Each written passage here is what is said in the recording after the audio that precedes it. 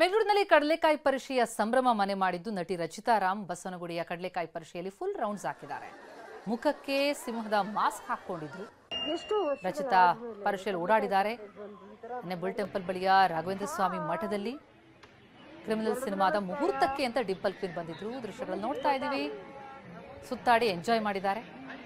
ಗುರುತು ಸಿಗಬಾರ್ದು ಅಂತ ಮುಖವಾಡ ಕೂಡ ಹಾಕೊಂಡಿದ್ರು. ಸಖತ್ ಎಂಜಾಯ್ ಮಾಡಿದ್ದಾರೆ.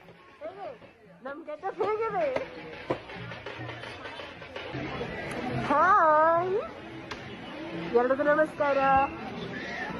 ಎಲ್ಲಿದ್ದೀರಿ ಗೊತ್ತಾ?